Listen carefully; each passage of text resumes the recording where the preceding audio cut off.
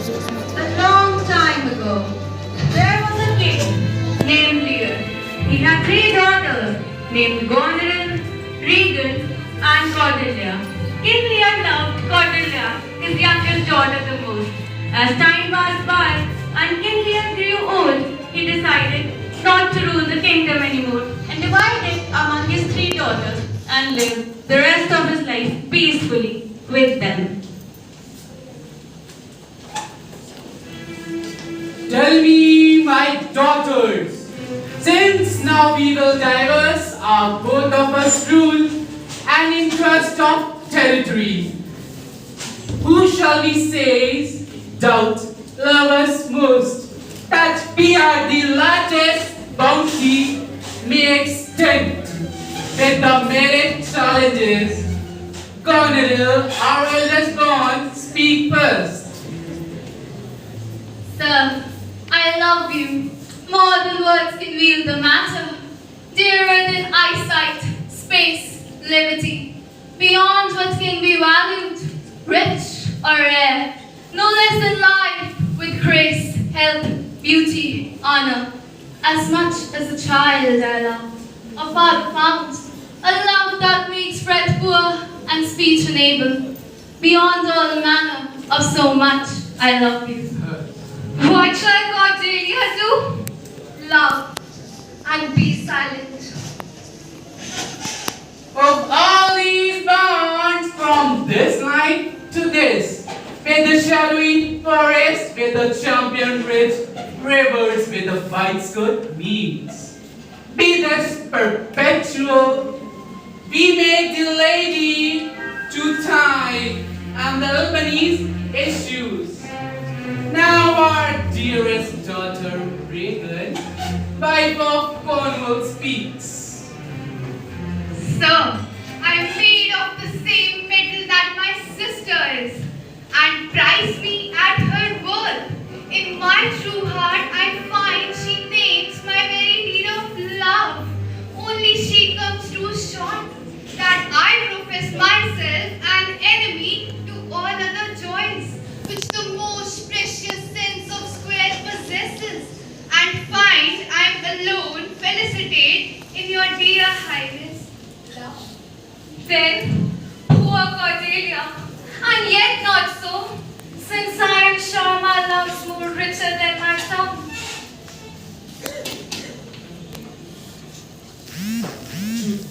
To thee and the time heredity ever, to remain this ample touch of our fair kingdom, which are no less in space, validity and pleasure, that to convert on a Goneril. Now our joy, although the last, not the least, our dearest daughter whom the loves. Cordelia, what can you say to draw third most opulent than your sisters speak? Nothing, my lord. Nothing? Nothing. Nothing can be made out of nothing. Speak again. Unhappy that I am, I cannot heave my heart into my mouth. I love your majesty according to my bond, no more, no less. But does that heart go with this? I, good my lord, you have begot me, bred me, loved me. I return those duties back as a right fit, obey you, love you, and most honor you. Why have my sisters husbands, if they say they love you all? Happily, when I shall wear that Lord whose hand must take my plight, shall carry half my love with him, half my care and duty. Sure, I shall never marry like my sisters, to love my father all.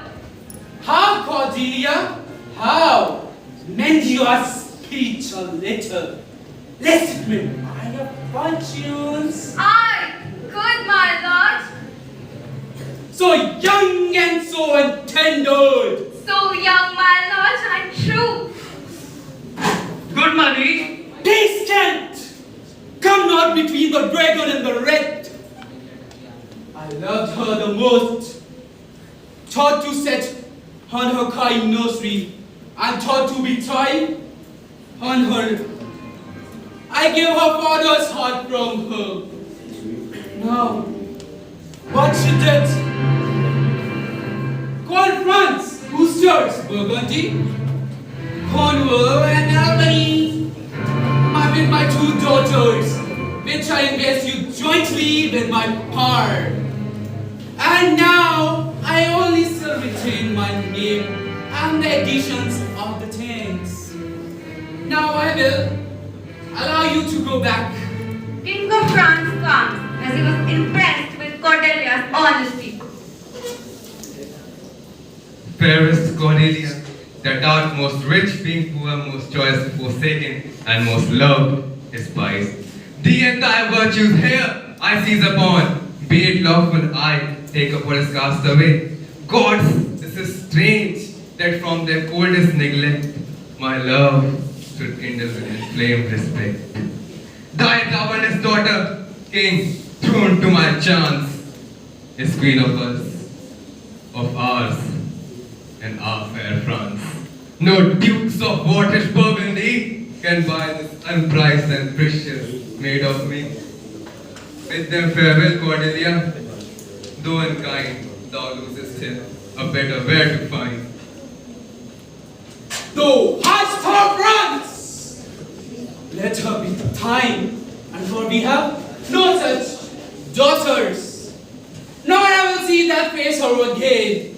And for now, without her be grace and a love, and to be a pension.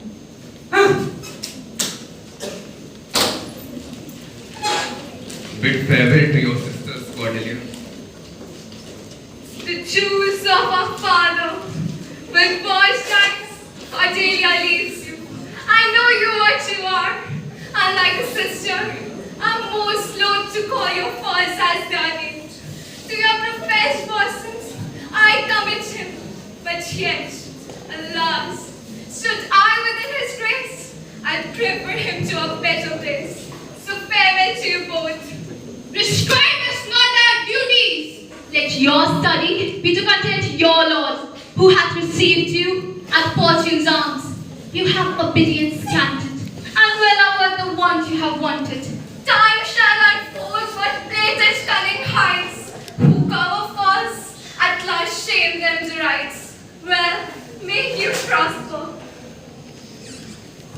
Come, my fair Cordelia.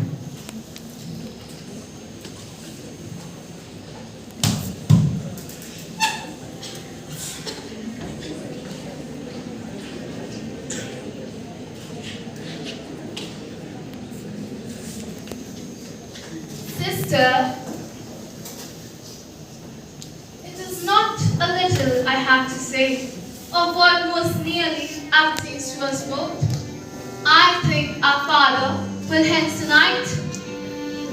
That's for certain. And with you, the next month with us. You see how full of change his age is. The observation we have made of it hath not been little. He always loved our sister most, and with what poor judgment he had now cast her away, appeals too grossly. This the infirmity of his age, yet he had ever but slenderly known himself. The best and soundest of his time hath been but rash. Then we must look to receive from his age, not alone the imperfections of long enwrapped condition, but therewithal the unruly waywardness that infirm and choleric years bring with them.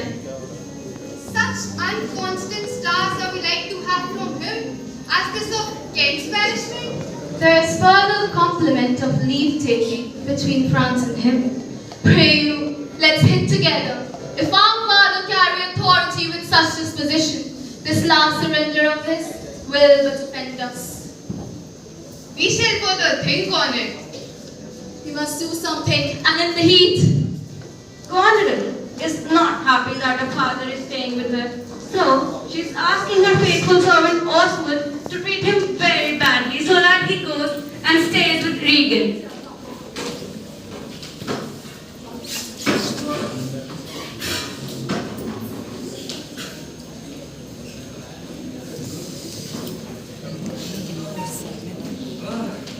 Did my father strike my gentleman for chiding of his fool? Yes, mother.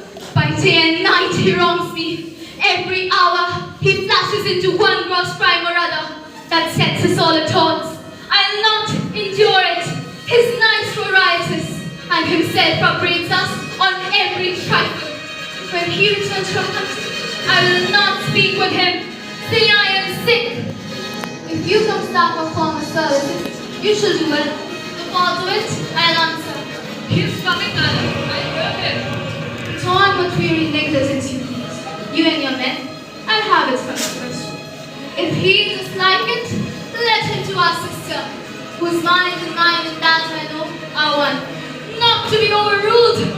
Idle old man, that still would manage those authorities that he had given away. Well, madam. And let his knives have full good looks. Advise your fellows. I shall breathe from hence occasions, and I shall, as I may speak, and write tribute to my sister, and have her hold my very close.